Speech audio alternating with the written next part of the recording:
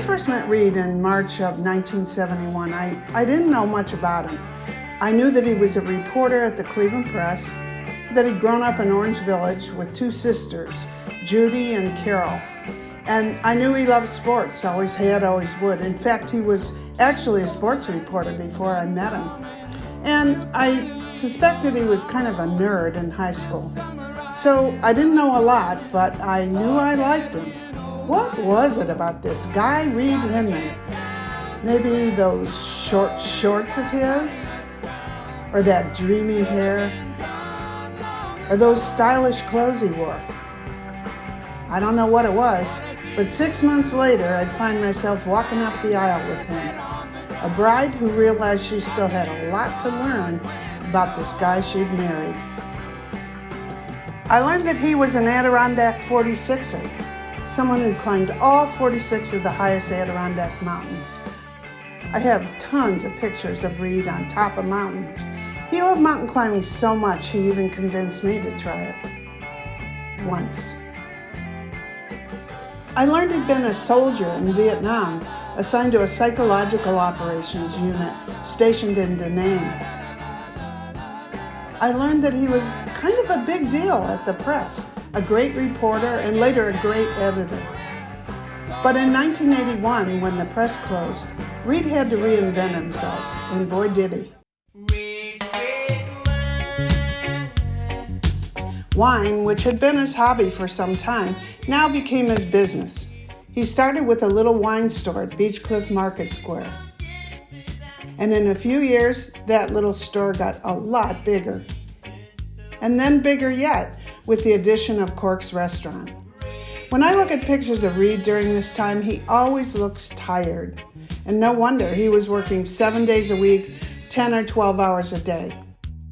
In 2000, the mall got sold, the store closed, and Reed went to work as a wine salesman for a Cincinnati-based distributor called Cutting Edge. He was toting that wine briefcase of his all over the city. But I have to say, Reed's long career in the wine business really did come with some perks. Trips to the Napa Valley, hanging out with winemakers, kibitzing with people from all over the wine and restaurant world. But Reed was so much more than his professional accomplishments. I guess Family Man describes it best. First, he became part of the big, boisterous family he'd married into.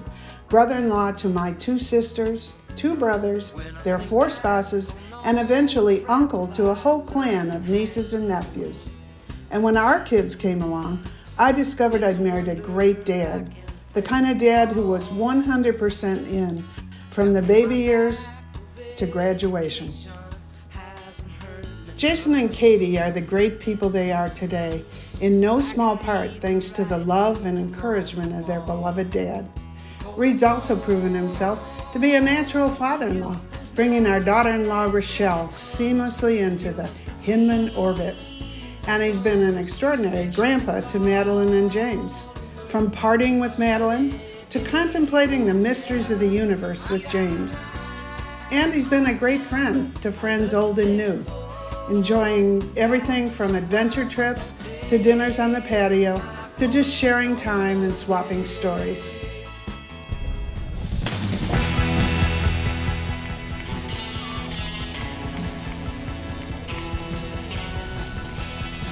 But despite all that reinventing himself, some things about Reed have never changed. First, from the time we met, he was a runner. He started running with his buddies from the press. He ran road races, a couple marathons, and later he ran with the Springbok Track Club. How do you expect to do today? I hope to finish. And now, at age 80, he's still running with his workout pals and his fellow racers. He's won medals and ribbons and certificates at local, state, and national level. And they mean a lot to him. But I know that his friends in the running community mean way more to him than his stash of gold medals.